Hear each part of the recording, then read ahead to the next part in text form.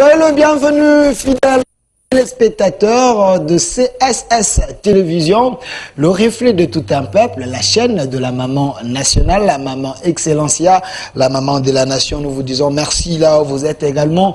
Un grand merci à vous, fidèles téléspectateurs, parce que vous êtes très nombreux à attendre le duel d'aujourd'hui, les castings voulus par vous, le public. On a fait l'effort à ce que toutes ces personnes puissent répondre à notre invitation. Sur ces plateaux déjà, je suis avec le professeur Omeonga. Il est professeur ordinaire à l'université de Kinshasa. Il est un ancien chef du département de relations internationales. Il est également ancien secrétaire général de PRP, donc parti cher à Laurent Désiré Kabila. Il est là avec nous, professeur Omeonga. Soyez le bienvenu.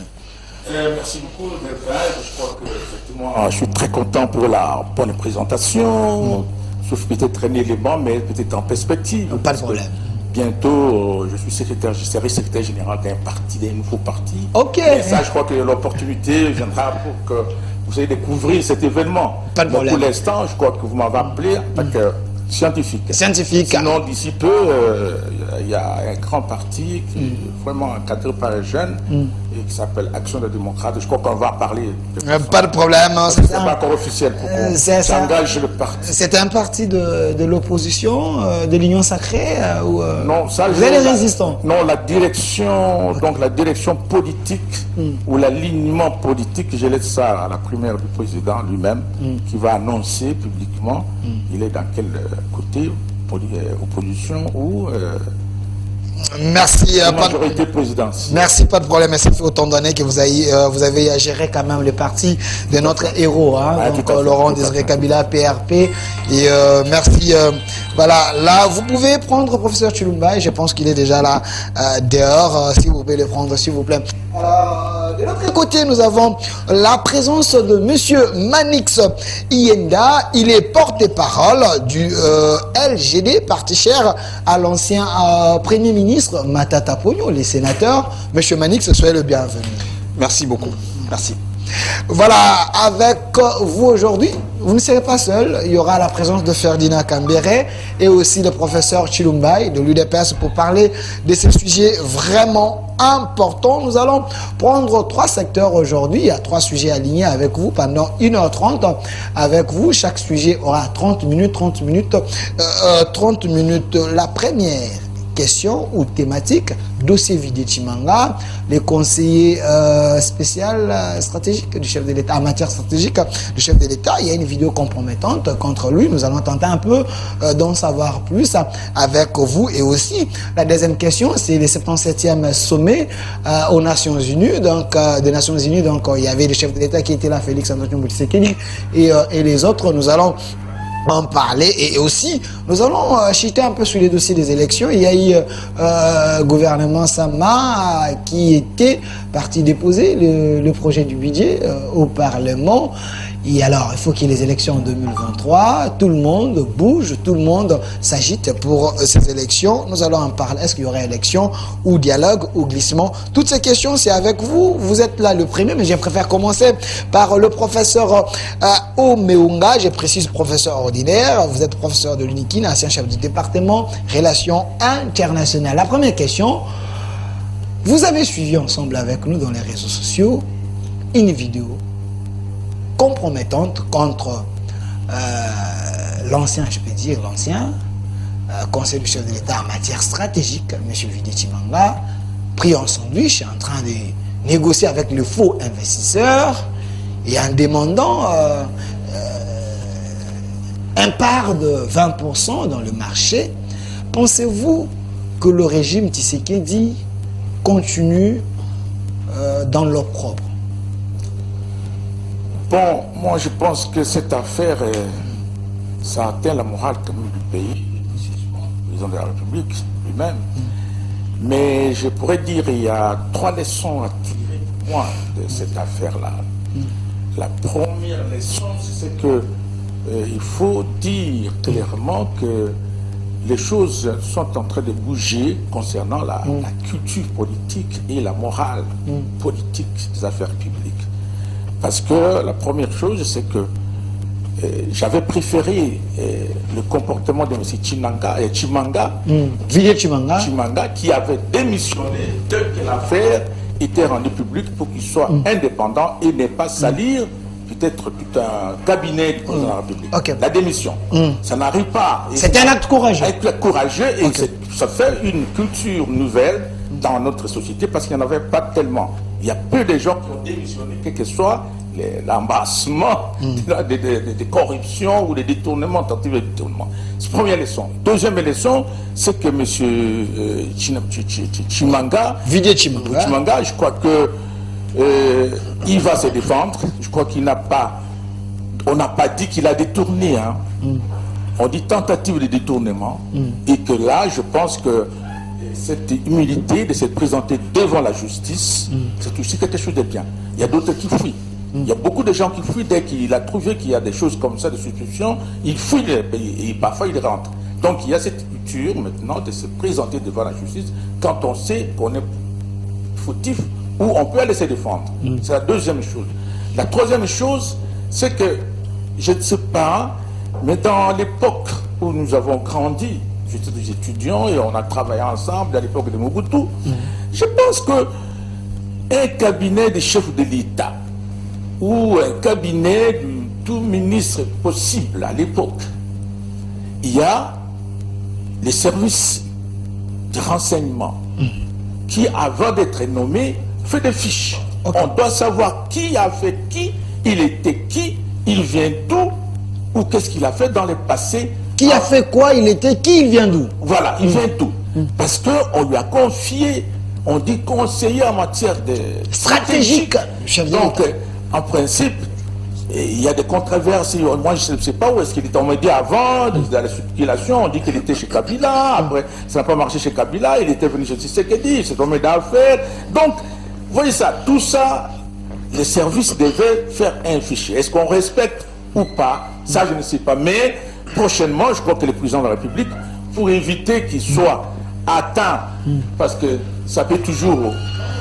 Professeur Chilumba, il peut faire son entrée, pas de problème. Ça peut toujours arriver parce qu'il y a d'autres, on ne sait pas si d'autres vont venir, mais je pense que dans les prochains jours, il faut que les cabinets soient nettoyés et qu'il y a beaucoup de gens de son parti politique, du DPS, de la majorité présidentielle, qui sont là et qui sont compétents et qui sont aussi sains et intègres. Je crois qu'il doit... Dans le cas où il prenait son deuxième mandat ou avant le deuxième mandat, je crois qu'il va essayer de faire un balai au sein de son cabinet pour éviter des choses comme ça qui peuvent le basculer dans la boue. Merci. Merci, professeur Omeunga. J'avais déjà annoncé au début de cette émission qu'il y aura professeur Chilumba et également monsieur Ferdinand Kambere qui m'a promis qu'il va se présenter ici, mais à un léger retard. De l'autre côté, j'avais annoncé la présence de monsieur Manix Ienda. Il est porte-parole du LGD, parti cher à l'ancien Premier ministre Matata Ponyo. Monsieur Manix Ienda, la première question, vous avez suivi professeur Omeunga concernant les dossiers Vidé Chimanga. Pensez-vous que les conseillers du chef ne l'aident pas? Quand même, c'est notre présidence de la République, c'est une institution, on peut en dire ainsi. Est-ce que c'est une manière de vendre l'image du pays à mal devant les investisseurs?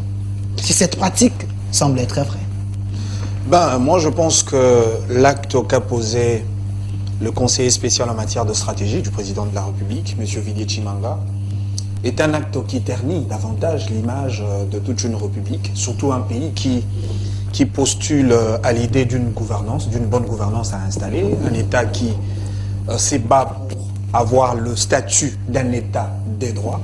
Et je pense que ces comportements-là attestent effectivement qu'il y a encore la présence de ces cancers, de la corruption qui gangrène encore dans ce régime de M. Tshisekedi. Bon, malheureusement, aujourd'hui, on a vu, aux yeux et au su de tout le monde, l'acte dévoilé par, effectivement, ceux-là qui étaient en corréité avec M. Vidé Chimanga, mais il y a encore d'autres Chimanga qui restent dans le système qu'il faudrait à tout prix dénoncer. Mais vous savez, au-delà de ça, moi j'ai toujours dit, avoir des bons collaborateurs ne suffit pas pour le président de la République. il faudrait que le président de la République lui-même soit aussi bon pour avoir des bons à ses côtés. Parce que c'est lui qui fait les castings, c'est le président de la République. C'est lui l'autorité des nominations. Je reviens dans la logique du professeur, lorsqu'il parlait de critères, de choix. Comment le président de la République choisit ses collaborateurs. Il fallait que l'ANER l'aide pour qu'il ait les informations. Pas forcément, mais c'est le président de la République. Il doit avoir un caractère de gens. Si c'est une responsabilité qui revient au parti politique, l'UDPS qui accompagne le président de la République, il faudrait que l'UDPS ait un personnel politique de qualité. Ça, c'est aussi une responsabilité de l'UDPS en tant que parti politique. Donc aujourd'hui, moi je pense que ce que nous avons vu, c'est vraiment déplorable. Et d'ailleurs, on se souviendra, lorsque M. Tshisekedi avait pris le pouvoir, il avait planté un très bon décor en termes de gestion, en termes de philosophie de la gestion de la chose publique de l'État. Tshisekedi a parlé de la lutte contre la corruption. Bien évidemment, lutter contre les gabegies financières, les concussions et toutes les formes de corruption. Tshisekedi a parlé de la bonne gouvernance.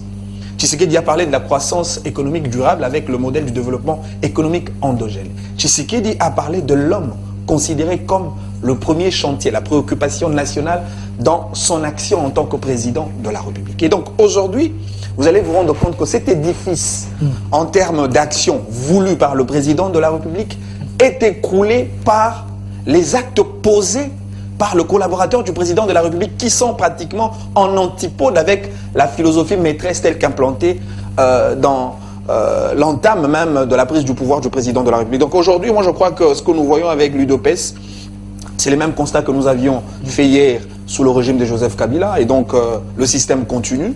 Et je pense que c'est quand même très déplorable. Le pays a beaucoup de défis à relever, et aligner des corrupteurs, aligner des gens qui n'ont pas une certaine probité morale, je crois que ce serait très déplorable, et ça va même compromettre, je pense, la possibilité pour le président de la République d'obtenir un deuxième larron lors des élections pointées à l'horizon 2023. Merci M. Manix Yinda, porte-parole du LGD, parti cher à l'ancien Premier ministre, le sénateur actuel, M. Matata Ponyo. Alors, professeur Chilumbaye, prenez le micro, vous êtes au cadre de l'UDPS, Vidi Tshimanga, il est des Lignes Sacrées, conseiller stratégique, conseiller du chef de l'État en matière stratégique, à moins que je me trompe. Est-ce ça ne vous fait pas la honte quand à la présidence, il y a des scandales comme ça autour du chef, ces conseillers se comportent de manière pas honorable? D'abord, je note que M. Vidi Tshimanga n'est pas de l'UDPS.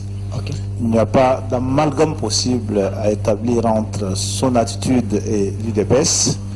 Nous sommes arrivés au pouvoir avec pas seulement l'UDPS. Je peux avoir la photo de M. Vidi Tshimanga? Le système électoral fait que la responsabilité de gestion se partage entre plusieurs forces politiques. Et donc, je invite tous ceux qui abordent cette question à ne pas mettre d'amalgame entre Vidi Tshimanga et l'UDPS. Il n'y a aucun rapport. Je sais que l'UDPS a des conseillers à la présidence qui sont des conseillers de très haute qualité et sur qui vous n'avez pas appris de soupçons de pratiques odieuses, comme on en parle tantôt là. Et ils sont nombreux. Vous n'avez jamais entendu le nom de Daniel Moussan circuler dans les médias. Vous n'avez jamais entendu le nom de Boma circuler dans les médias sur des pratiques de corruption ou de blanchiment de capitaux et autres. Deuxième élément que je dois souligner tout de suite ici, c'est de dire que lorsque vous avez suivi le propos de Vidi Tshimanga, malgré ce qu'il révèle sur lui-même, c'est un propos qui démontrait qu'il est dans un système qui n'accepte pas la mafia. Okay. Parce que lui-même l'a dit. Attention, moi je suis une personne politiquement exposée. Il ne faut pas que. Il savait que si c'est su, les sanctions s'en suivent. Et cela est tout ce qui différencie le président Tshisekedi de tout ce que nous avons vécu dans ce pays. Parce que là, on punit. Et aussitôt fait, il y a eu ouverture d'un dossier judiciaire et que M. Vidi Tshimanga se trouve bel et bien poursuivi en ce moment. Il faut laisser à la justice la possibilité de percer la profondeur de ce que monsieur lui-même avait voulu exprimer. Troisièmement, je note que la question du choix du personnel politique qui accompagne le chef de l'État ou qui accompagne les institutions dans l'ensemble dépend de plusieurs facteurs. Entre autres, le savoir-faire, le savoir-être qu'on ne peut pas facilement scruter d'emblée parce que les gens, tous ceux qui n'ont pas été avant à la gestion, n'ont peut-être pas eu l'occasion d'exprimer ce qui sont en réalité de mafieux ou de bons. Et que le plus important qui différencie Tshisekedi d'autres gens que nous avons connus, Tshisekedi n'est pas un sanctuaire de la mafia. L'IDPS ne sanctuarise pas la mafia. Chaque fois que ce genre de choses se sont exprimées de manière plus ou moins patente, il s'en est suivi des actes de réprobation, des actes de répression, et c'est ce qui est en train d'être fait avec notre ami Vidi Tshimanga, s'il sera prouvé qu'il est réellement impliqué dans tout ce qui a été entendu, eh bien, les sanctions... Est-ce que ce n'est pas de la poudre aux yeux parce qu'il y a ceux... Est-ce que ce n'est pas de la poudre aux yeux parce qu'il y a ceux qui pensent, oui, il y a les gens qui partent devant la justice et puis par après on les libère, une manière de laver seulement le pouvoir, qu'il était à la justice. Est-ce que ça ne serait pas la même chose avec lui? Parce que la liste est longue. Hein. Je crois qu'il faut être capable d'assumer les préceptes de l'état de droit jusqu'au bout. On ne va pas demander à Félix Tshisekedi de quitter son fauteuil de chef d'exécutif pour occuper celui du judiciaire. Le plus important, c'est qu'il n'a pas établi un protectorat. Il n'a pas sanctuarisé le crime comme ce fut dans le passé. Le plus important, c'est qu'il laisse la justice faire aujourd'hui et que lui n'a pas inventé le personnel judiciaire. Et que la justice, moi, de ce que je sais, en démocratie et dans un état de droit, elle a le pouvoir d'acquitter, elle a le pouvoir d'entendre, elle a le pouvoir de condamner. Et cela ne doit absolument pas être soumis à une volonté quelconque du chef. Et si cette justice est instrumentalisée, comme Matata Pogno l'avait dit, pensez-vous que la justice là va faire... Ce qu'il y a de plus bon, l'honorable Matata Pogno sait que la justice de ce pays n'est pas instrumentalisée. Il a été à la Cour constitutionnelle. La Cour constitutionnelle a dit le droit. Vous étiez même l'avocat dans ces procès. À sa grande satisfaction, il sait que la justice de ce pays n'est pas instrumentalisée. Moi, je participais à un procès dans lequel il est impliqué tant à la Cour constitutionnelle qu'à la Cour de cassation. Je crois que s'il y a des personnes importantes de ce pays qui vont témoigner que la justice n'est pas instrumentalisée, il y a l'honorable Matata Pogno. Donc, le plus important à ce niveau, c'est que ce n'est plus au pays où l'on parle de Panama Papers avec toute une ribambelle de preuves et que personne n'ose toucher. Ici, lorsqu'il y a un moindre soupçon, la justice est libre de devoir poursuivre, de devoir instruire, de devoir enquêter et découvrir ce qu'il y a de flou dans le dossier annoncé. Donc, je crois qu'à ce niveau, ça me paraît même un peu plus immoral que l'on soit en train d'apprécier l'implication ou non de Vidi Tshimanga dans ce qui est considéré comme interdit pendant que le parquet est en train d'instruire. Il faut laisser la justice faire son travail et qu'elle nous donne le résultat de ce qu'elle aura pensé être le vrai ou le faux. Ok, avant de passer à un autre sujet, mais il y a une question de curiosité, professeur, au moment, je sens qu'il y a des arrières à payer, pas de problème. Alors, il y a une question qui me passe à la tête. Vidi Tshimanga, conseiller en matière stratégique du chef de l'État, est-ce que ce n'est pas la bouche autorisée du chef de l'État? Parce que quand on parle d'un conseiller en matière stratégique, donc c'est quand même quelqu'un qui est très proche du chef de l'État. C'est quelqu'un qui devait être un modèle. Est-ce que ce n'est pas la bouche autorisée du chef de l'État? Oui, c'est ce que je voulais dire en principe, parce que moi, en principe, je ne suis pas de l'IDPS. Comme un scientifique, il y a des sociétés de choses, il faut voir l'objectivité. Mais la première chose, c'est que, tu as dit mon frère qui représente l'ancien Premier ministre Matata Pogno, non, ce n'est pas nécessairement que le président est bon pour avoir des bons conseillers. Non, parce qu'il n'est pas un magicien, comme le disait le président Mobutu. Quand j'ai parlé de service de sécurité, c'est ça que la procédure. Le président n'est pas un magicien, il dit qu'il part à faire les castings mais il faut être tamisé par les services. Ok. C'est ça que je voulais dire, mon ami. On peut l'amener un choix, mais les services Oui, peuvent dire c'est-à-dire, oui, faut pas chef, dire que non, et pas lui, parce que. Et si je partais dans cette logique-là, il y avait des présidents qui avaient des bons conseillers, mais parfois, est-ce que lui, il l'a fait lui-même? Parce que vous avez eu plusieurs présidents avant Tshisekedi. Hein, je crois qu'il faut demander à Matata Pogno, il va vous dire comment ça se passe, cette histoire-là. Parce que le président Kabila était là, le président Laurent Désiré qui était là, le président Mobutu était là. On peut lui amener par appartenance politique. Le président est là et le service doit tamiser. Il y a le Conseil national de sécurité qui est là, lié à la présidence pour toutes ces affaires-là. Donc il ne faut pas dire parce qu'il faut que le président soit bon pour qu'il choisisse. Ce n'est pas le président lui-même qui doit choisir ça. Même s'il peut choisir Chilumbaï, Delphin, vous-même, mais le service peut dire non, monsieur le président, les messieurs que vous avez fait confiance, voilà ce qu'il a fait avant, voilà d'où ce qu'il vient. Alors, ce scandale ici, on peut dire qu'il y a l'absence de ces services-là. Il y a l'absence. Parce qu'il y a trop de désordre. Je ne connais pas les services, mais moi, c'est ce qui devait être fait. Ok. Moi, c'est la deuxième chose, non. Là, même si on dit qu'on t'interpelle et la justice va te laisser, non. Si vous êtes un homme d'État et qu'on vous interpelle par la justice pour une affaire, ça touche d'abord le prestige de la personne. Okay. Ça touche d'abord l'honneur. Moi, personnellement, quand, à un moment donné, l'ancien président, l'ancien premier ministre Matapono, quand il ne voulait pas aller devant la justice, j'étais le premier à dire que non. Pour des raisons d'avenir, pour sa santé politique, il était mieux que le président, le premier ministre Matata se présente devant la justice.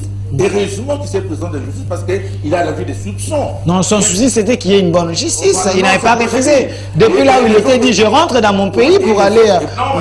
Non, il ne voulait pas. Non, moi je suis. Non, on a dit non, il faut faire ça. Troisième chose pour que je m'arrête là. Non.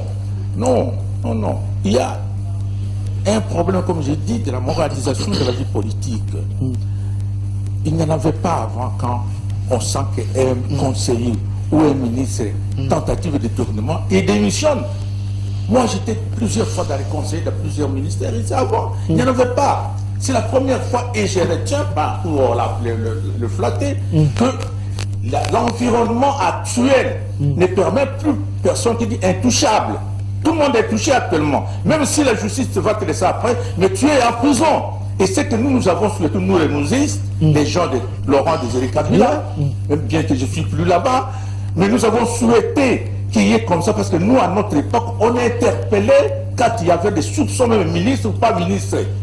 Et chaque fois qu'il y a tentative de corruption, le président Laurent Désiré, il t'interpelle, il te met, il te juge, il les regarde si tu es blanchi, on te fait sortir. Le dossier Mouchab de 32 millions, est-ce qu'il avait démissionné? Non, il n'avait pas. Non, c'est président. On ne va pas entrer dans cette décision. Tu vas demander à M. Manix. À M. Manix, mais je vous dis des principes. Okay. Moi, je ne suis pas des principes, mais les principes, parce que l'objectivité.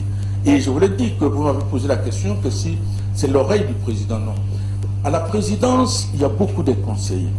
Et s'ils sont à la présidence, c'est qu'il faut la confiance du président. Maintenant, c'est ce que j'ai dit, c'est le casting, mais chacun maintenant faut voir. Parce que s'il y avait des gens qui ont eu des habitudes de 32 ans de corruption ou 20 d'années de corruption, c'est difficile de faire à 5 ans. C'est difficile. Et c'est que nous avons toujours dit quand nous étions dans notre David Mouzé, nous avons fait lutter contre la corruption, l'enrichissement des illicites des choses. Nous avons lutté, mais lui-même est là. C'est dommage que, parce qu'il voulait peindre un peu les tableaux du président actuel.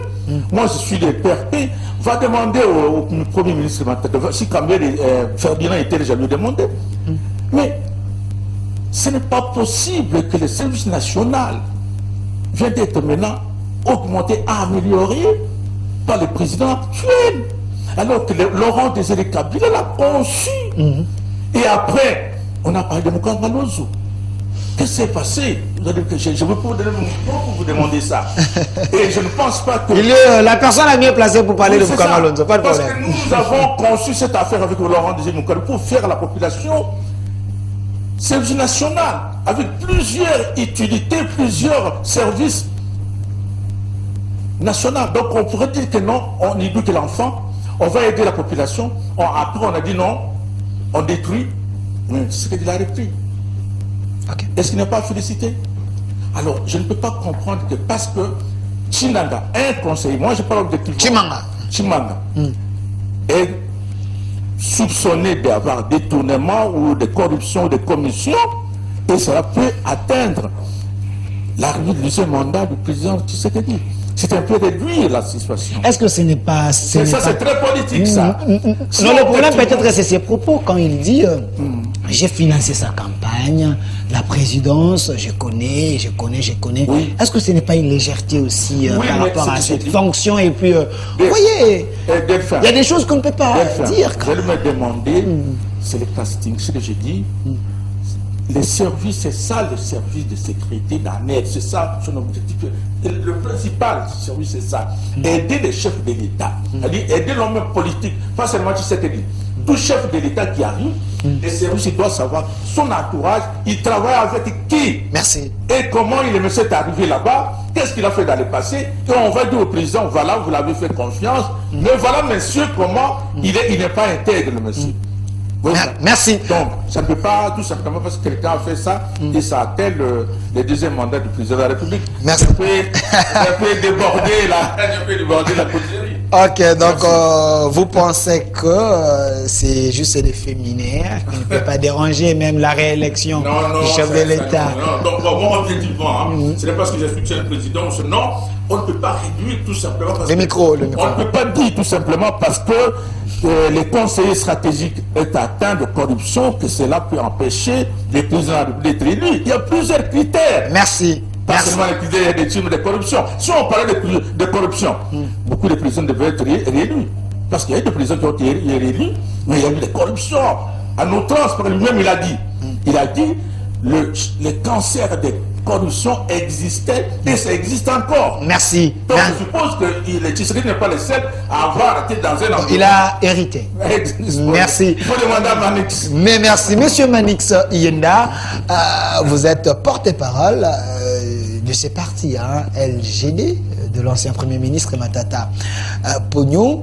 Comme vous voyez aujourd'hui les directeurs des cabinets du chef de l'État, les ministres allaient en prison et les conseillers allaient en prison, ce n'est pas une assurance pour vous qu'il y a l'instauration de l'État des droits avec le régime Tshisekedi. Merci beaucoup, monsieur Delphin. Je voudrais quand même revenir sur... vous voulez payer les arrières, pas de problème. Que j'ai entendu, même si on veut faire de ce débat un débat nostalgique, parce qu'on revient par moments sur le sujet Boukangalonzo, service national, etc.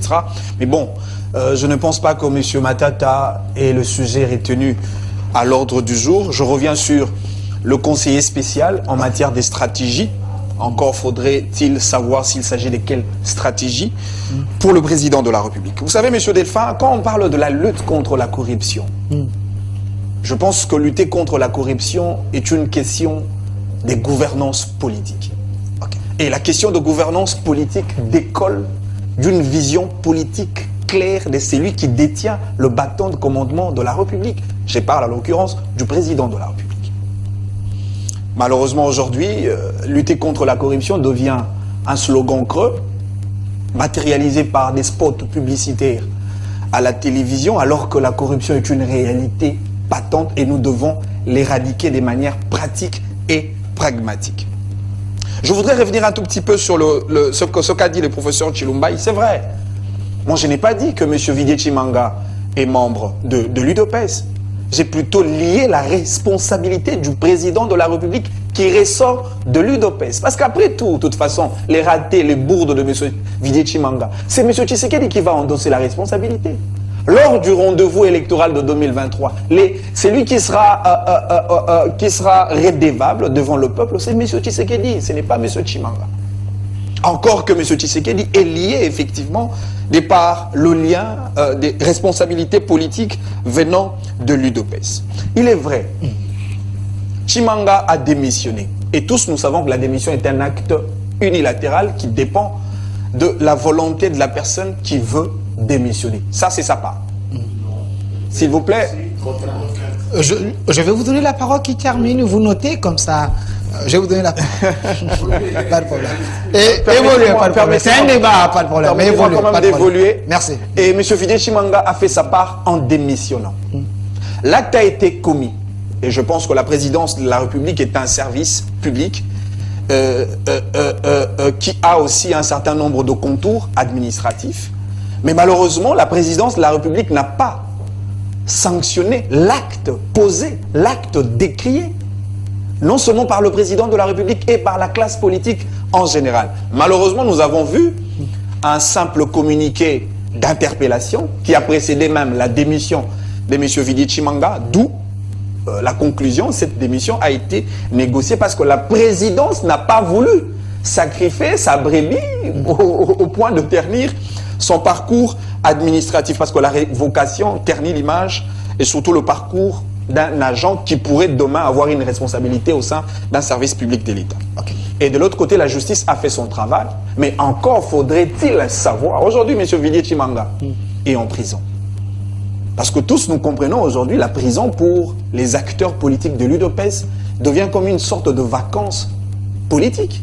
Comment? Oui, il y va. Mais quelques temps après, ils vont sortir avec une sorte de liberté, c'est ça aussi la justice, des libertés provisoires qui ne se terminent qu'à la liberté provisoire. Okay. Monsieur, le professeur a dit, je pense que moi, je ne suis pas d'ailleurs amnésique sélectif, parce qu'il a dit qu'il n'y a pas des responsables de l'UDPS qui sont trempés dans ce genre de choses, comme la corruption, le détournement, etc. Non, je parle de professeur Chilumba. Okay. Ma mémoire, elle est encore bonne. Ok, merci. Je me souviens, le ministre Eteni Longondo, cadre de l'UDPS, il a fait l'objet de tout un dossier. L'affaire détournement de la Covid. Il était allé à Makala, la vacance politique. Quelques jours après, il est ressorti.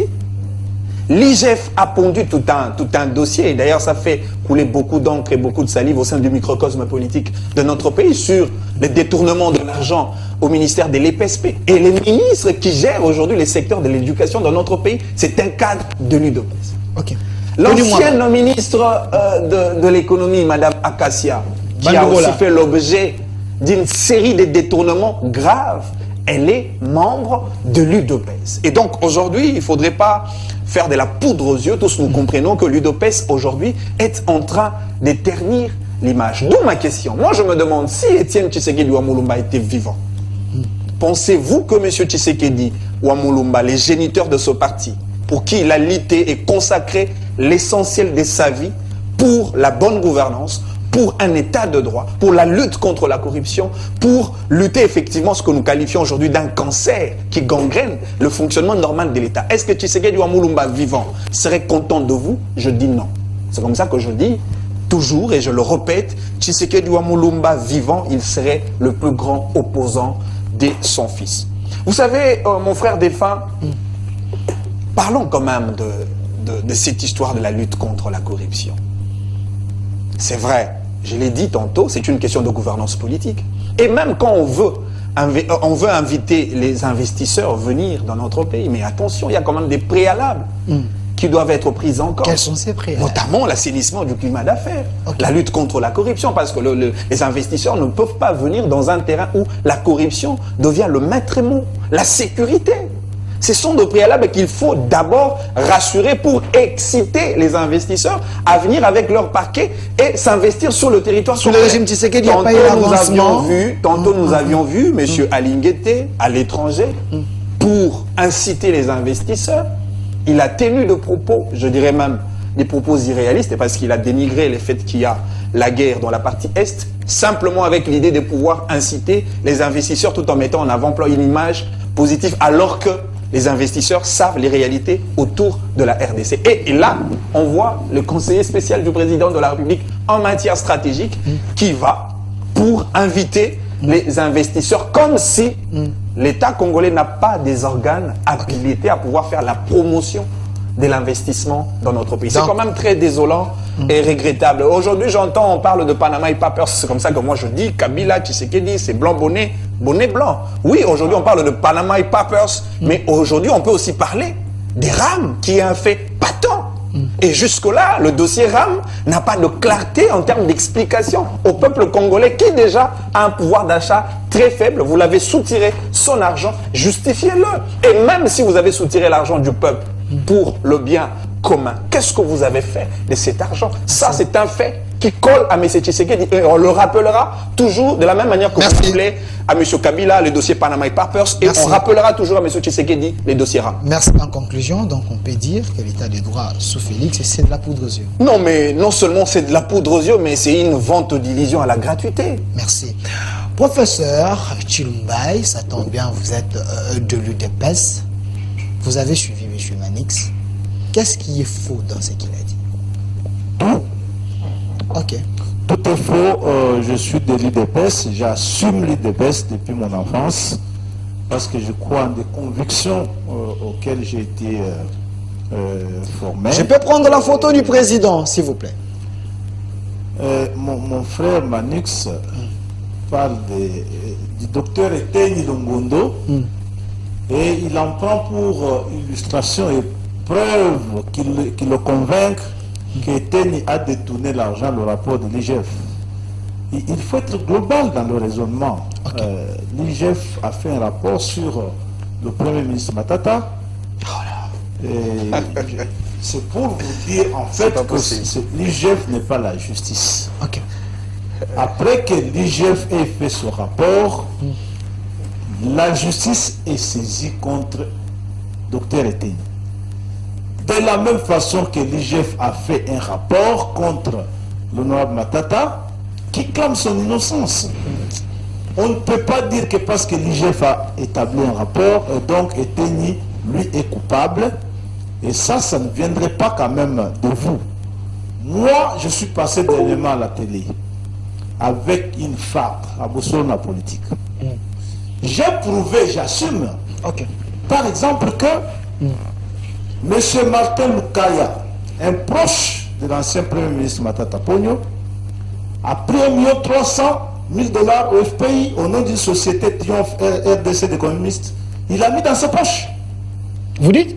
J'ai dit ça. J'ai des preuves. Si la justice m'appelle aujourd'hui, j'amène des preuves. Ok. Mais lorsque vous dites à Kassia Bandoubo l'a volé, si on vous invite, il faut être en mesure d'amener les preuves comme moi je l'assume. Moi j'ai dit, par exemple, que M. Martin Lukaya a pris l'argent, près de 4 millions de dollars, dans des banques. Il a mis dans ses poches au nom de cette société Triomphe RDC. Le monsieur existe? Il existe, c'est quelqu'un que l'ancien Premier ministre Matata, un proche, avait placé dans cette société-là. Ok. Il a hypothéqué l'usine de fabrication d'engrais à Boma, dans laquelle l'État congolais et les Sud-Africains ont investi 28 millions de dollars. Ça, moi, j'ai dit, j'ai des preuves. Ok. Vous n'êtes pas dans les chimères? Je ne suis pas dans les chimères, j'assume. Ok. Je veux aussi que lorsque vous dites des choses comme ça, vous citez accidentellement Kassia Bandouboulou, vous dites des graves détournements. Si on vous a invité à mener des preuves comme moi je les assume, j'ai dit que je les ai déposés au parquet, je les ai déposés à la cour de compte, je les ai déposés à la neige, je les ai déposés partout, j'ai des preuves, j'assume. Et ça, il faut rester dans ça. Maintenant, la question de savoir si tout cela devrait être imputable au président de la République. La différence, c'est seulement qu'avec nous, IDPS, ce n'est pas nous qui avons forgé l'homme congolais, mais lorsque un tel soupçon pèse sur toi, on laisse la justice faire. Et nous, parce que nous avons aussi prôné de laisser la justice indépendante, nous n'avons pas allé chicoter les magistrats, taper sur les doigts des juges pour obtenir de sentences que nous voudrions qu'elles soient rendues.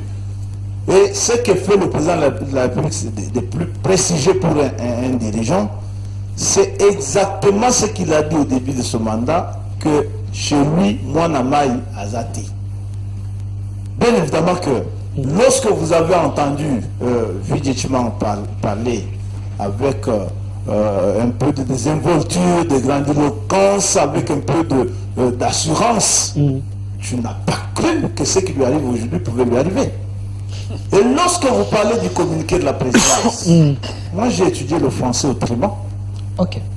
Je n'ai pas compris ce que les gens reprochent à ce communiqué, qui dit clairement que la présidente de la République n'est pas un sanctuaire de la mafia. Quiconque s'impliquerait ou serait trouvé dans une activité honteuse de cette nature-là, assumera et sera poursuivi. C'est ce qui est en train d'être fait.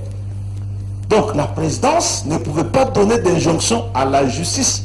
Elle a dit seulement à la place publique qu'il n'y avait pas sanctuaire de la mafia à la présidence dirigée par Tshisekedi. Mais l'inquiétude de M. Manix, c'est que c'est une manière de les protéger parce que il peut rebondir. Il peut avoir encore des postes de responsabilité.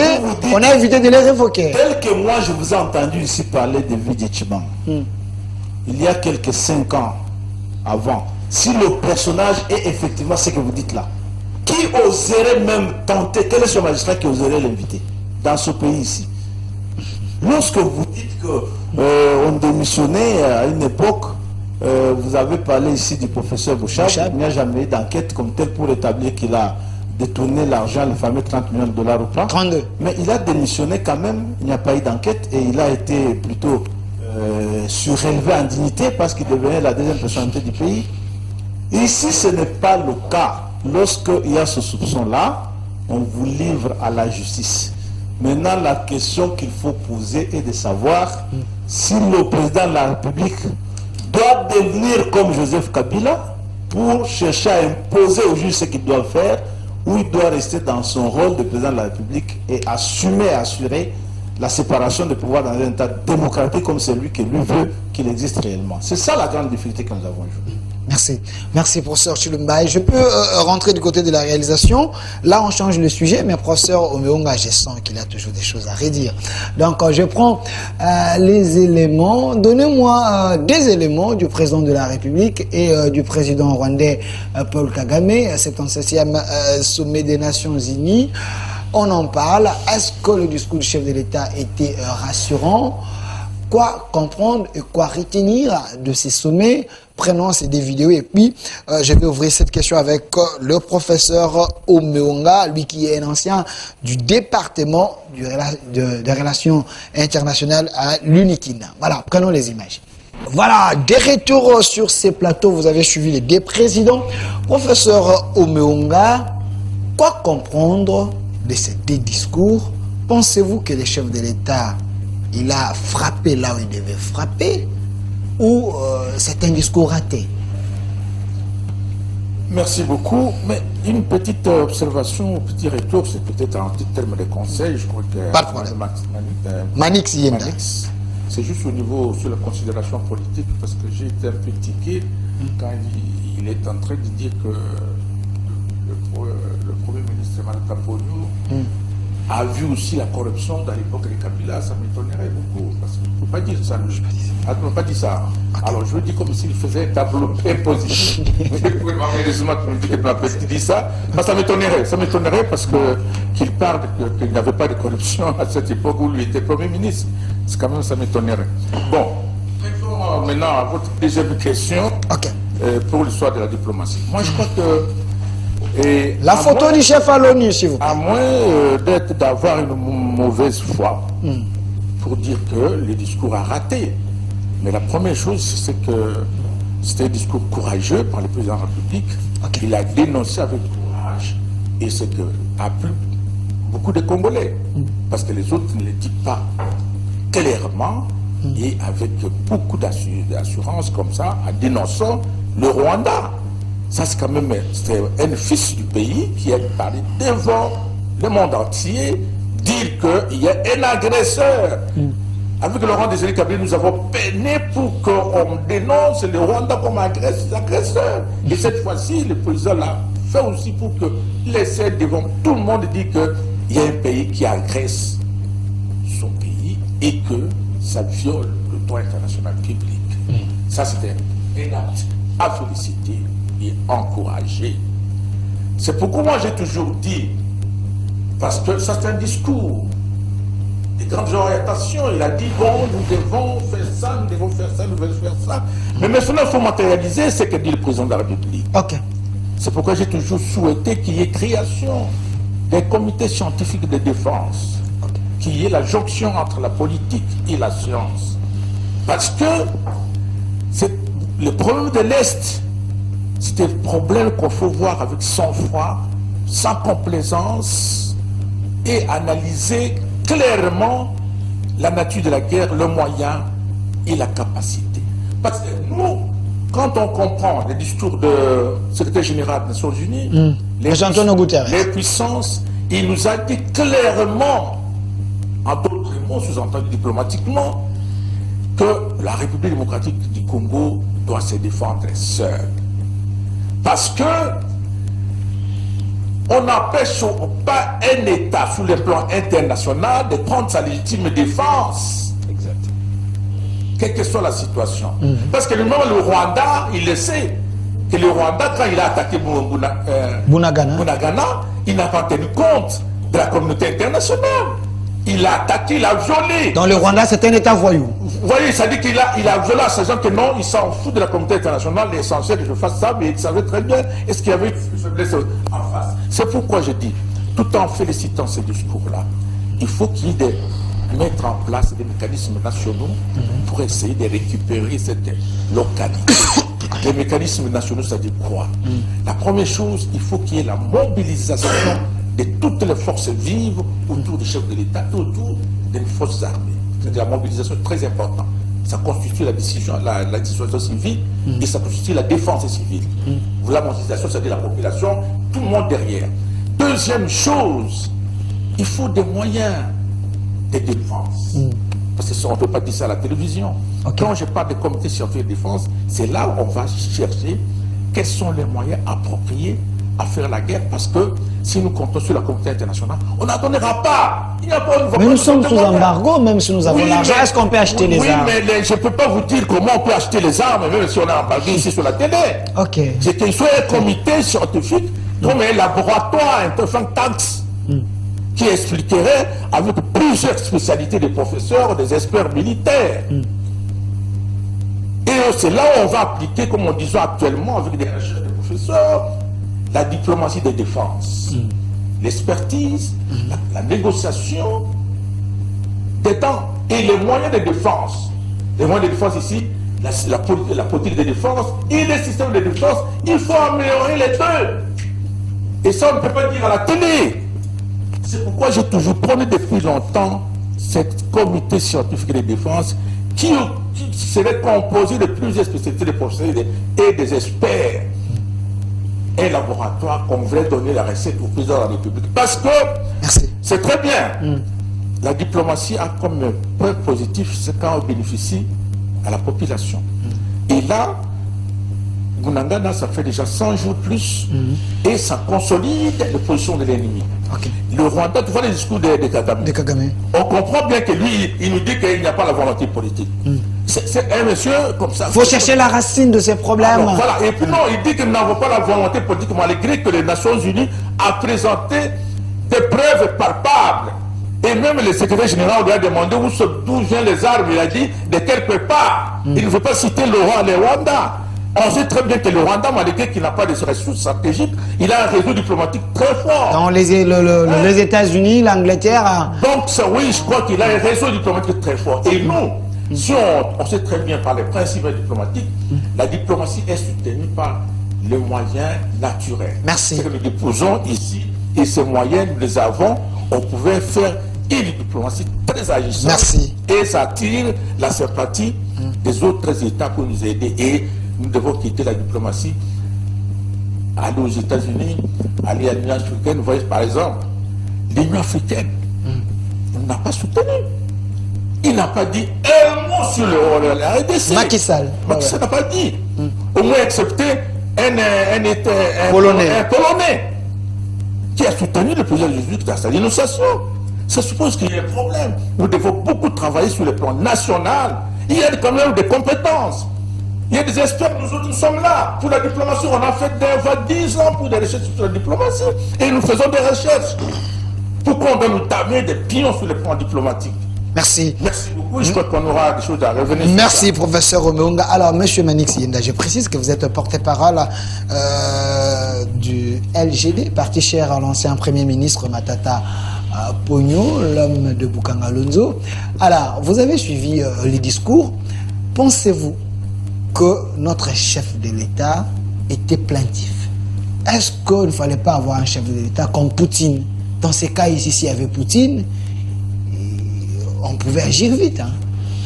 Ben, vous savez, sur la question de la sécurité de notre pays, je n'aime pas être trop politique, au sens de la décoration de notre parti, parce que cette question, quand même, est une question qui ne doit pas faire l'objet des clivages, des tendances politiques, parce qu'il s'agit d'une préoccupation nationale. Mais je crois que je n'ai pas le même lunette politique que le professeur Omeonga, dans l'analyse et les décryptages même du discours du président de la République. Lui, il a vu tout ce qui est blanc, tout ce qui est bon, tout ce qui est positif. Au contraire, moi j'ai vu un président, c'est vrai, comme vous l'avez dit, il était un président plaintif, un président dénonciateur.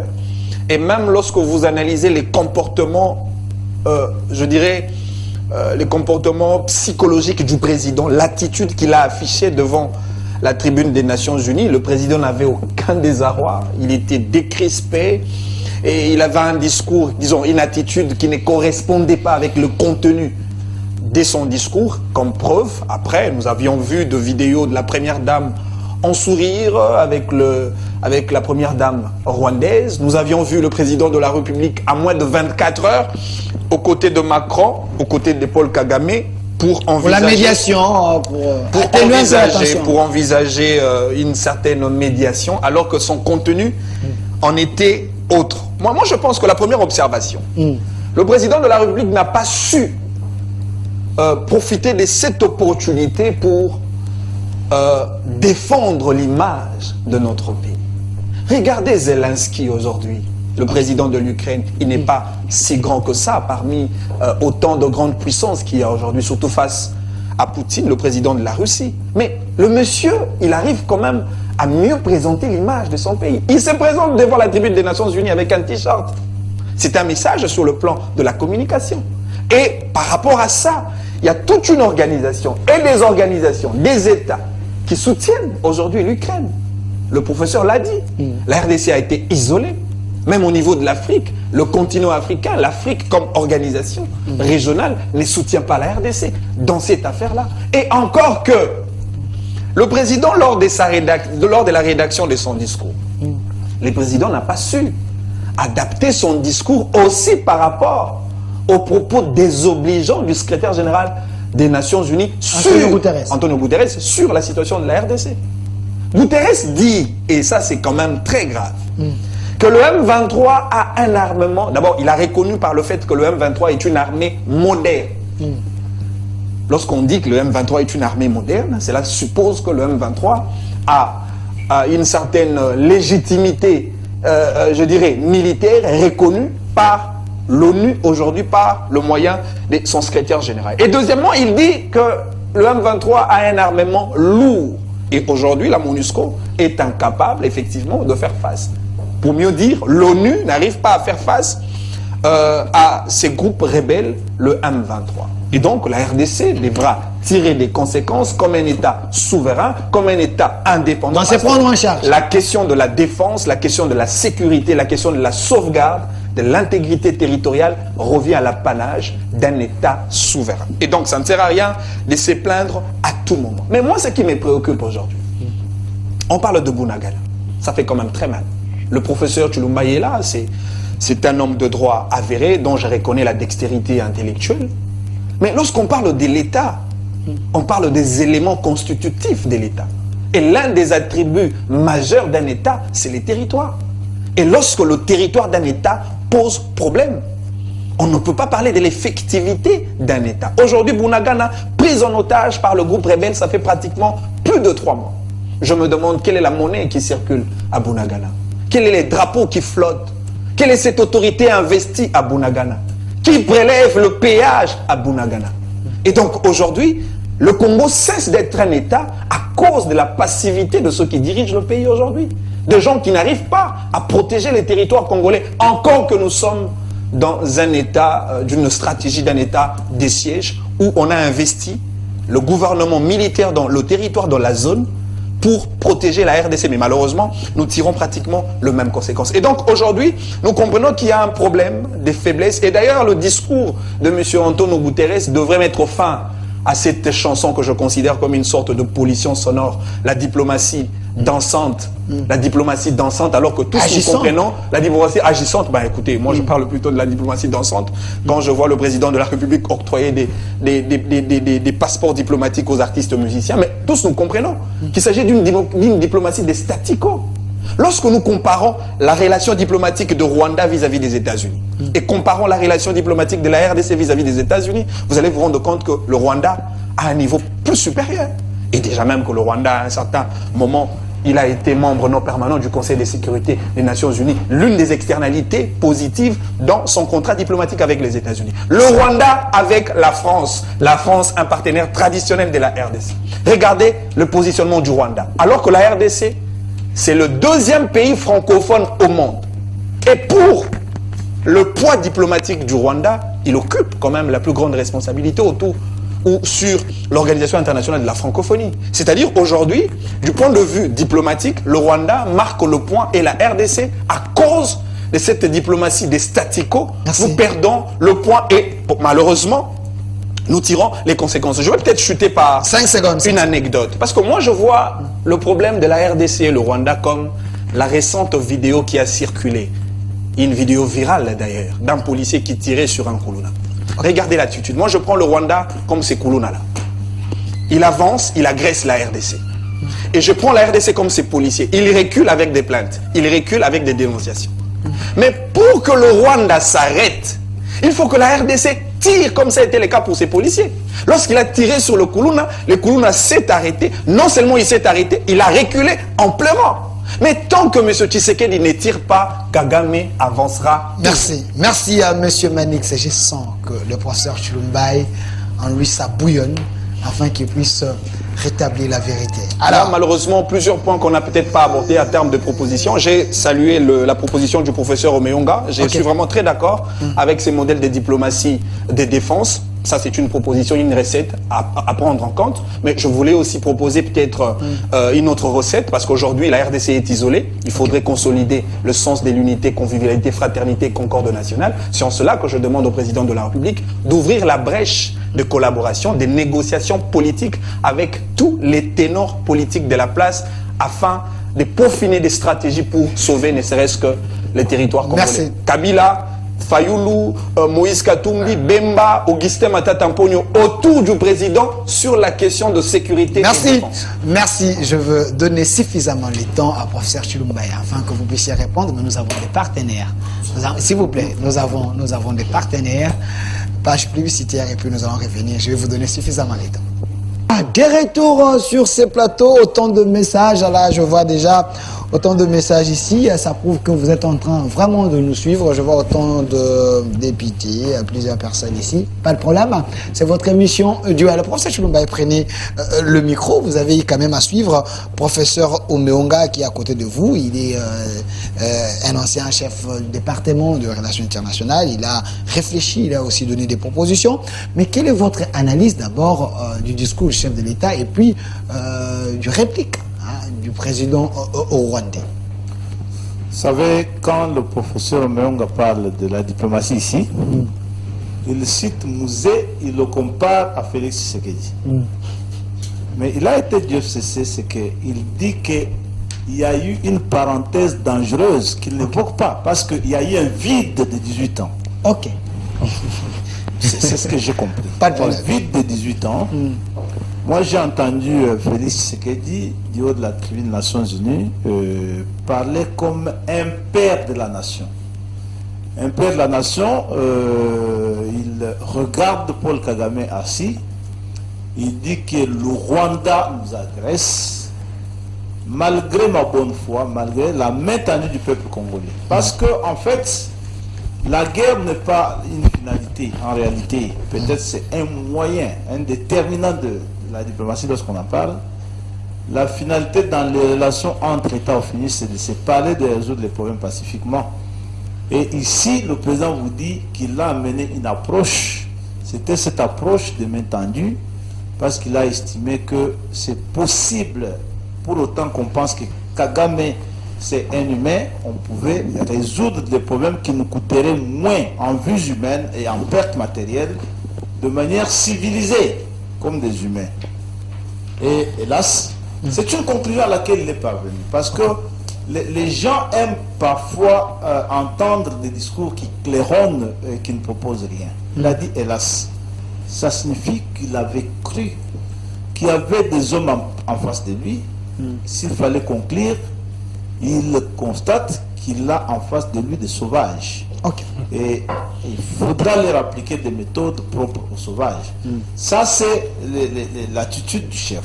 Et Il a tenté la première expérience, il a vu que... Son propos s'est exprimé dans ses regards, dans son gestuel. Lorsque Maître Manix dit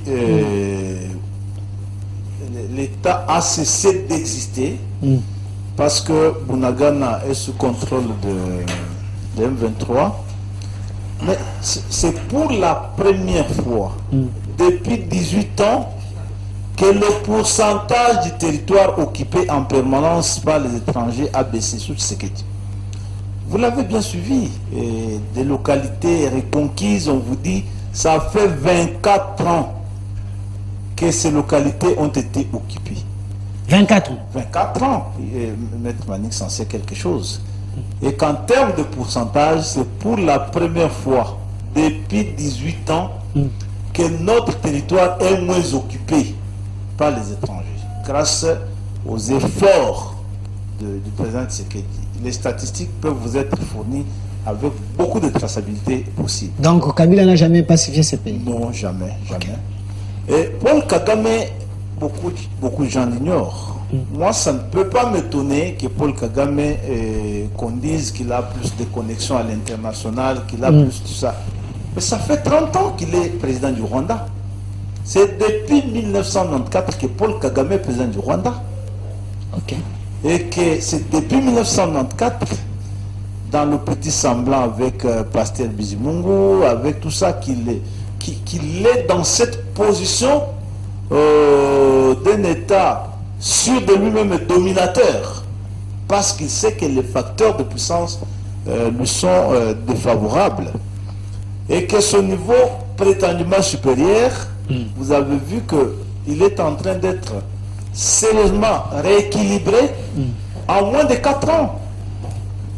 La Belgique a parlé du haut de la tribune des Nations Unies lorsqu'elle parlait de l'isolement.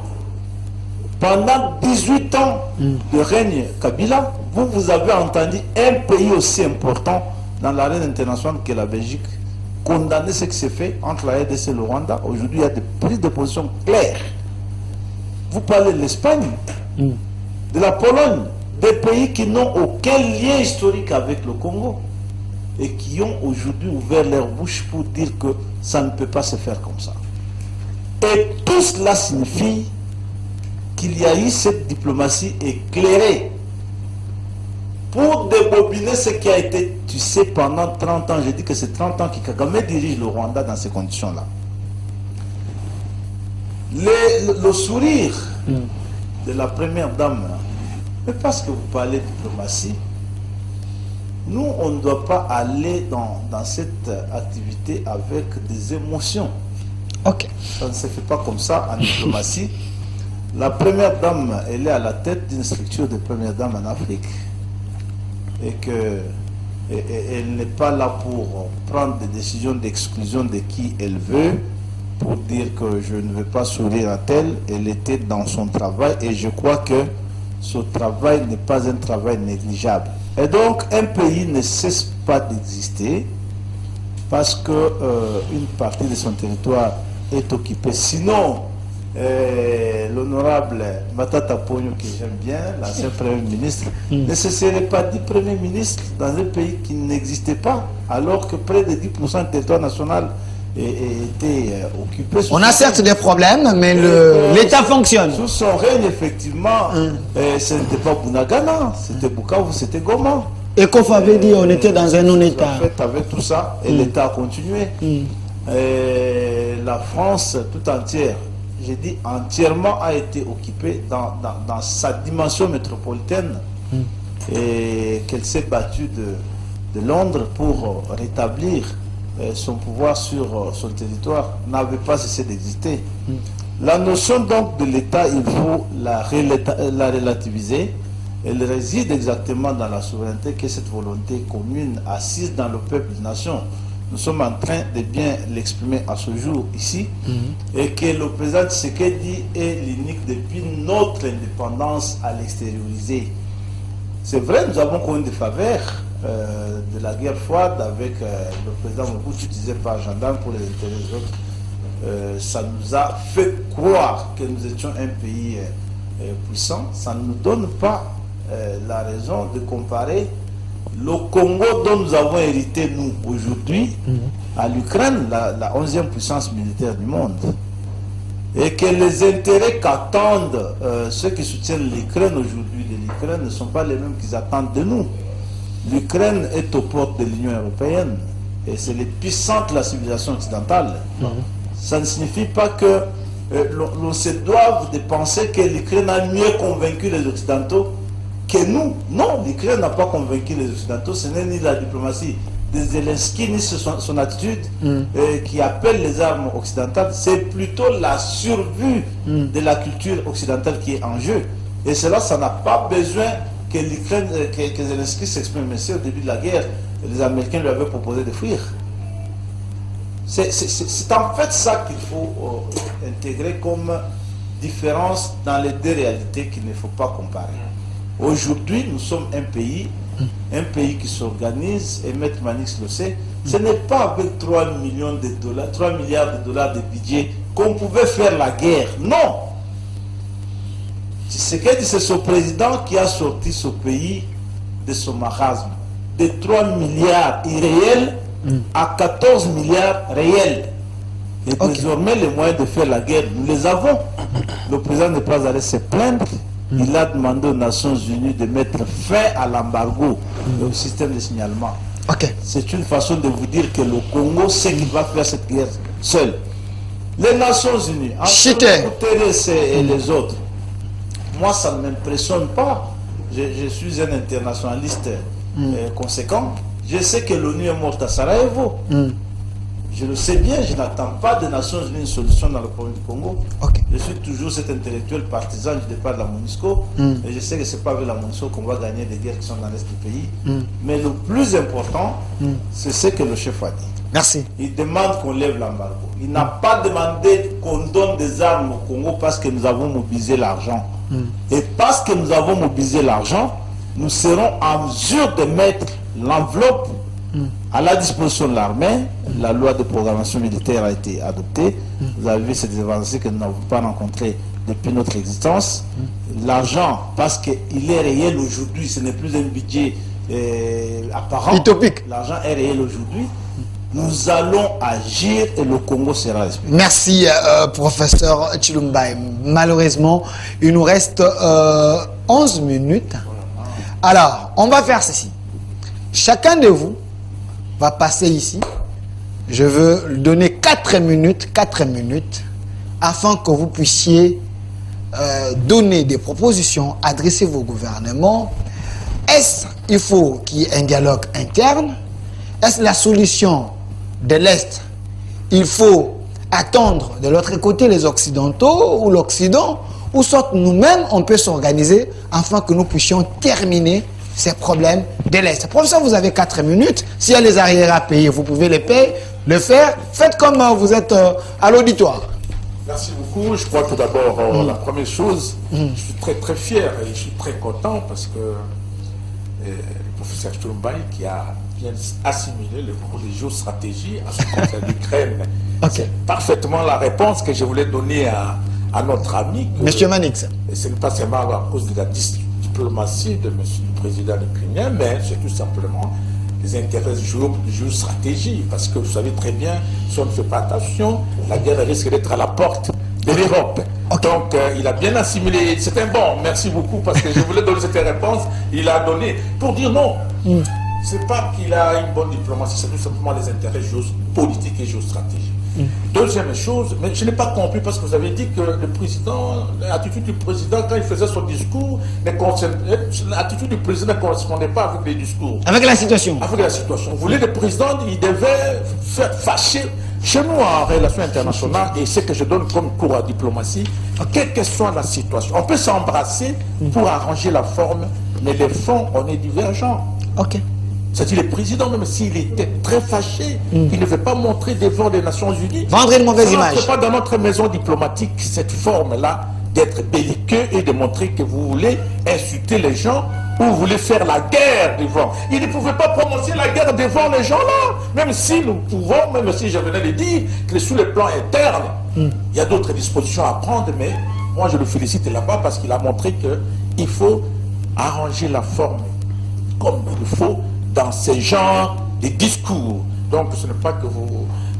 l'attitude, il ne devait pas utiliser un t-shirt comme l'autre président. Non, non. Est-ce que... bon, de toute façon, sinon on n'a pas le temps. Deuxième chose, il vient encore de répondre, je ne peux pas aller là-bas. Une portion, mais vous étiez où quand il y a eu nous étions au pouvoir, nous déjà, de l'histoire comme ça,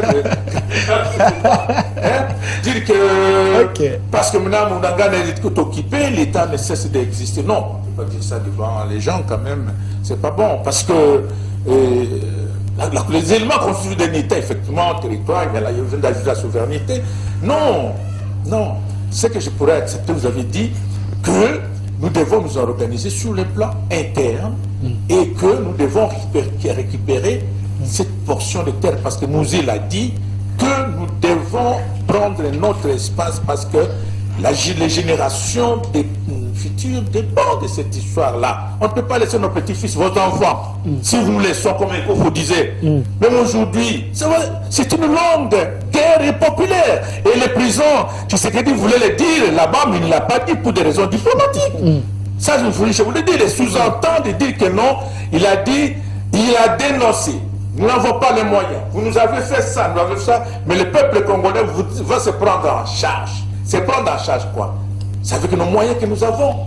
La dimension territoriale, la dimension humaine. Okay. Nous avons des stratégies. Alors, on dit que bon, vous avez proposé sur l'histoire des négociations politiques.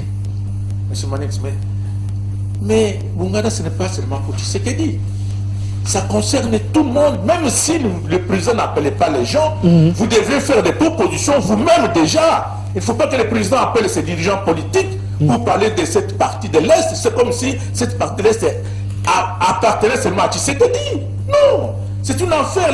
La patrie est en danger. Quand la patrie est en danger, on cherche la mobilisation de toutes les forces vives pour au moins constituer la cohésion nationale qui est très importante devant l'ennemi. C'est ce que Mouzé a toujours dit, qu'il faut mobiliser tout le monde devant l'ennemi, la cohésion. La cohésion est très importante, c'est la dissuasion civile, Chité. la défense civile. 30 secondes, Chité. Voilà, j'ai toujours proposé Proposition. depuis longtemps Ok. que devant des situations comme ça, il y a la politique, il y a les experts, il faut qu'il y ait jonction entre la politique et la science. C'est pourquoi j'ai fait très longtemps, depuis 18 ans, que j'ai proposé comité scientifique de défense pour analyser par la télé comme ça, dans un laboratoire où on analyse des recettes pour émettre aux décideurs politiques. Mais le ministre Lutunula, il peut vous inviter. Vous êtes quand même un grand professeur. Essayez un peu de réfléchir sur Oui, ça. mais tout à fait, ça dit, c'est lui, comme je dis, c'est pas, mais lui, il peut dire que bon, voilà, Madame de l'environnement, il a créé un comité scientifique de l'environnement. Il nous a invités pour donner des propositions en perspective de COP27. Okay. Et les scientifiques se sont réunis, ils ont donné des propositions. Pourquoi ne pas faire au niveau de la diplomatie? Pourquoi ne pas faire au niveau de la défense? C'est là où nous avons parlé des stratégies. Nous avons fait des études stratégiques. On peut proposer, on ne peut pas ici dire à la télé ce que nous proposons pour faire la guerre ou tuer, ou faire des choses. Merci. Donc c'est pour dire que cet homme qu'il faut changer, ce qui est vrai, en tant que professeur de cette matière-là, il faut changer de type de diplomatie. Parce que nous avons beaucoup fait de diplomatie au niveau des Nations Unies, de la SADC, l'Union africaine. Maintenant, il faut la diplomatie de défense, Merci. diplomatie liquide et avec soft power lié à notre identité culturelle. Merci. Ça, on peut faire la guerre, mais on peut gagner par le soft power, c'est-à-dire que l'organisation, la participation et l'intelligence, et ça fait une diplomatie d'influence. Merci. Et ça, je pense qu'avec ça, on va faire la guerre, mais nous félicitons le président de la République d'avoir fait un discours qu'il a dénoncé le fait, mais nous aiderons matérialiser sur le plan interne. Merci. Pour faire l'offensive. Merci, professeur Omeonga. Je vous ai laissé suffisamment de temps. Gardez votre micro. Monsieur Manix, vous pouvez faire Prenez votre micro là. Et voilà, mettez même dans votre poche, pas de problème. Le plateau est là pour vous. Attends, je vous laisse l'espace. Comme ça, vous avez suffisamment 5 minutes aussi. Vous puissiez des solutions, analyse, les gouvernements vous regardent. Voilà, vous avez le temps. Ben, moi, je commence par réagir sur le propos du professeur Roméonga. Quand il parle de l'existence de l'État, oui, je le dis, que lorsque le territoire fait défaut, l'État cesse d'exister. C'est vrai que je comprends que c'est un débat des doctrines. Moi, je suis juriste. Vous êtes politologue, enfin, internationaliste. Alors, quand on parle de l'État, je l'ai même dit, il s'agit des éléments constitutifs de l'État sans lesquels l'État n'existerait pas. On parle du territoire, qui pose déjà problème parce que prise en otage par le groupe rebelle. On parle de la population. Notre population est la population la plus pauvre du monde.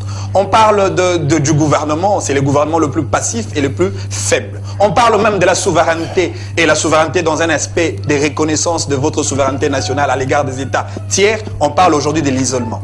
Et d'ailleurs, avec l'avènement des États modernes d'aujourd'hui, parmi des éléments constitutifs de l'État, on peut aussi citer la Constitution. Notre Constitution qui n'a jamais été respectée par ceux qui dirigent le pays aujourd'hui. On parle de la monnaie, une monnaie faible, et d'ailleurs les conséquences dans le marché des charges nous en dit plus. Et donc, pour ce débat-là, je pense que je peux assumer en disant que l'État congolais cesse d'exister et nous appartenons aujourd'hui à un espace dans lequel vivent les êtres humains. Deuxième chose, le professeur parle du président de la République, un président courageux, parce qu'il a dénoncé. Monsieur le professeur, le président Tshisekedi dénonce toujours. Et ce n'est pas la première fois. Ça ne serait pas une chose inouïe ou inédite lorsque le président dénonce devant l'Assemblée générale des Nations Unies. Même ici à l'intérieur, il dénonce. Lorsqu'il a conjugué le pouvoir avec le Front commun pour le Congo, dans lequel vous appartenez dans le temps passé, après, qu'est-ce qu'il a dit? Il a dénoncé. Il a dénoncé. Le président a dénoncé en disant « M. Kabila m'a empêché de diriger correctement le pouvoir ». Il a créé l'Union sacrée. Il a créé l'Union sacrée. Il a nommé les gens. Il a obtenu le privilège de la majorité parlementaire. Il est allé devant le Congrès réuni, devant le Parlement réuni en Congrès. Le président de la République a encore dénoncé son propre pouvoir en disant qu'il y a un problème de coordination et un problème de mauvais pilotage. Tout en oubliant que c'est lui, le pilote en chef, alors que Sama Lukonde est un copilote, le membre d'équipage, les membres du gouvernement et les passagers, c'est nous, le peuple. Et donc, quand il y a un crash, le problème, la responsabilité revient au pilote. Deuxième chose, je parle du professeur Chilumba. Il a parlé du positionnement de l'Ukraine, ce qu'ils ont qualifié du positionnement géostratégique, par rapport à la position de la RDC face à l'Afrique, parce qu'il parle de l'Ukraine face à l'Occident et de la RDC face à l'Afrique. Mais attention, la RDC est dans une position prestigieuse. Et c'est d'ailleurs la RDC qui répond aux grands enjeux d'ordre économique, les enjeux écologiques, les enjeux de climat, parce que nous sommes un État solution. Je vous donne des faits. D'abord, je prends les secteurs agricoles. La RDC a, le chef de l'État l'a d'ailleurs dit dans le différent concert des nations, 80 millions d'hectares de terres arables, 40 millions de terres irrigables, 26 sites greniers avec des semences améliorées capables d'alimenter plus de 2 milliards de citoyens du monde. La RDC, un État solution. Je prends le secteur de l'énergie. Nous avons aujourd'hui une capacité énergétique en termes de 106 000 mégawatts, capable d'alimenter tous les continents africains. La RDC, un État solution. Récemment, vous l'avez organisé d'ailleurs, le forum d'IRC Africa, sur la question de l'énergie. C'est la RDC, l'État monopole pour la création de batteries électriques. Ça, on le sait. Et si même je reviens sur le sol et les sous-sols congolais, la RDC, c'est un pays au cœur de l'Afrique et c'est à la RDC de répondre aux grands enjeux. Je ne viens même pas en détail pour ce qui concerne l'enjeu du climat, l'enjeu de la forêt, l'enjeu écologique. Et donc la RDC, ne serait-ce que par sa position, il devrait ou elle devrait bénéficier de la contribution ou encore de l'implication de tous les États d'Afrique. C'est à cause de la mauvaise diplomatie diligentée par M. Tshisekedi. C'est comme ça qu'aujourd'hui le Congo est isolé. La proposition. Vous savez, je l'ai d'ailleurs dit au prologue de mon intervention, il faudrait renforcer nos capacités internes. Parce que quand on parle d'une armée puissante, il y a 3 indicateurs majeurs. Le premier indicateur, c'est l'effectif militaire. nous en avons l'avantage parce que notre armée est 5e en termes d'effectifs militaires dans le classement africain, après l'Érythrée, après les Soudans du Sud, après le Maroc et après l'Égypte, avec un effectif militaire de plus de 150 militaires, 50 000 militaires. Ça, c'est un avantage. Le deuxième indicateur, c'est le budget. D'où la responsabilité, effectivement, de gonfler l'enveloppe budgétaire avec des politiques financières nécessaires, capables de doter à la RDC le moyen d'acheter les armes, les moyens d'équiper notre armée. Et enfin, on parle de la formation. Mais en parlant de stratégie, c'est ça ma proposition. Okay. Au-delà de la stratégie diplomatique qui a lamentablement échoué, il faudrait pour le président de la République d'user aussi d'un certain nombre de stratégies politiques en termes de sanctions. Sanctions unilatérales de la RDC face à celui qui lui considère comme un État agresseur. Sanctionner le Rwanda, retirer votre ambassadeur, renvoyer l'ambassadeur rwandais accrédité ici au Congo. Troisième proposition, c'est l'implication de la communauté. 5 secondes. L'intégration de la communauté, la participation du peuple, parce qu'une armée ne peut pas vaincre la guerre sans la participation du peuple. C'est en cela que je suis d'accord avec le professeur Omeonga. Les politiques de communication, parce que la communication institutionnelle, d'ailleurs, l'un des principes de base de l'État, c'est le principe de l'adaptabilité. Il faudrait adapter la communication institutionnelle par rapport à la situation des crises. Merci. Quels sont les éléments de langage du point de vue de la communication que les dirigeants congolais ont déposé sur le média le plus influent de notre pays et quel type de lobby que nous faisons à l'extérieur. Et enfin, je propose une réunion technique et stratégique entre Joseph Kabila, Augustin Matata Mponyo, Martin Fayoulou, Moïse Katumbi, tous ces ténors de la classe politique congolaise autour du président de la République, tel a été le cas pour Macron. Lorsqu'il s'agissait de questions sécuritaires françaises, il a fait appel à François Hollande et à Nicolas Sarkozy. C'est par là que la République gagnera. Merci M. Manix Ienda. Professeur Chilumbaye, vous pouvez également venir. Le mot de la fin, c'est à vous. Alors, prenez place. Même exercice. Je n'aime pas dire ça à mes étudiants. Pas de problème. L'Ukraine est sur la mer Noire, la RDC est sur l'océan Atlantique, aujourd'hui un océan totalement sous contrôle stratégique des États-Unis et de leurs alliés. Il n'y a aucune menace autour de l'océan Atlantique, donc on n'a pas comparé les deux. En Ukraine, la survie des modèles d'une civilisation est en jeu. En RDC, ce n'est pas le cas. Les minéraux, tout ça, on peut les avoir sans disparaître. Aujourd'hui, c'est la survie des modèles. Il ne faut pas dire ça aux gens. Donc, les États-Unis se battent contre leur existence physique et politique, contre leur hégémonie établie au fil des ans. En Ukraine, c'est différent de la RDC. Vous avez dit que le président a dit que le FCC l'empêchait de mieux faire. Mais c'est vrai, parce que le FCC l'a empêché de mieux faire. Une année après que le FCC soit parti, le budget est parti de 3 milliards de dollars par an à 14 milliards de dollars. Et ça, c'est évident. Une année après, nos diplomates à l'étranger sont payés, logés, les arriérés apurés. Ça, vous le savez. Et pendant plusieurs années, pendant 23 ans du règne kabiliste, nos diplomates n'ont jamais été payés. Vous le savez bien, et que l'honorable Matata le sait. Aujourd'hui, nos diplomates peuvent rouler en véhicule, ça signifie qu'ils peuvent travailler parce qu'ils ont même des bureaux, ce qu'ils n'avaient plus. C'est un grand effort dans ce qui est déjà en train d'être fait. Moi, je suis enseignant à l'Académie militaire du Congo à Kananga. Je donne cours à l'Académie militaire. Avant Tshisekedi, on enseignait aujourd'hui, on attendait notre paiement 3 ans après. Depuis que Tshisekedi est là, vous enseignez, vous terminez, vous allez au guichet, vous prenez l'argent. Ça signifie qu'il y a du sérieux dans la formation maintenant de nos militaires à ce niveau-là. Aujourd'hui, l'ordre est en train d'être mis dans les rangs. Tous ces généraux étaient dans la mafia. Aujourd'hui, on les arrête. Ce qui n'a jamais existé. Donc, c'est de l'ordre qui est en train d'être remis. La loi de programmation militaire est sur table. Maintenant, qu'est-ce qu'il faut faire? Il faut recruter la qualité. Il faut donner davantage de moyens à nos militaires, leur donner des moyens d'existence comme le président le fait depuis 1960. Les hôpitaux sont en train d'être construits dans des camps militaires, les écoles pour les enfants des militaires sont en train d'être construites, ce qui fait que le militaire ira au front avec apaisement parce qu'il sait que ses enfants peuvent être soignés. Et ça, c'est du nouveau. La corruption dans l'armée qui a posé problème jusqu'aujourd'hui pendant plus longtemps parce que les généraux étaient des intouchables. Vous appreniez que l'argent partait pour les soldats des rangs et ça finissait dans les poches des individus à Kinshasa qui s'achetaient de véhicules coûtés autres. Une minute. Tout cela est en train d'être fait. Donc moi je pense Proposition. que c'est cette proposition-là sur laquelle nous sommes, Ok. que l'on prenne au sérieux la question de la défense. On ne doit pas compter sur les autres, c'est évident, mais on ne pouvait pas le faire sans les moyens.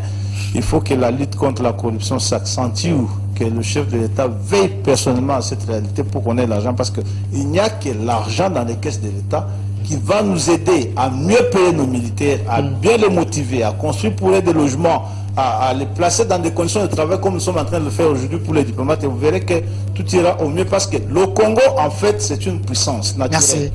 Lorsque vous brossez le tableau des facteurs importants de puissance, vous verrez qu'au plan naturel, le Congo, c'est une puissance. Merci. Au plan démographique, nous sommes une puissance. Merci. Au plan géostratégique, nous sommes une puissance. Au plan humain et même la personnalité de l'homme d'État, ce qui manquait au Congo, c'était un président. Aujourd'hui, nous l'avons. Merci. Donc, on peut faire beaucoup de choses. Merci, professeur En fait, Chilumbaï. c'est la défense qui gagne. Voilà, donc les dialogues est envisageable comme un moyen royal aussi.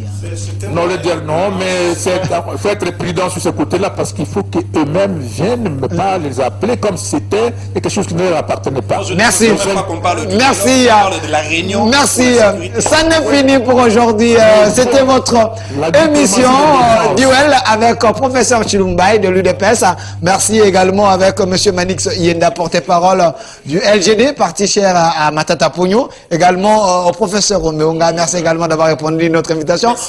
Il y a le monsieur Massamba qui vient d'arriver. Il nous visite. Merci. Tout à l'heure, là, vous le suivez.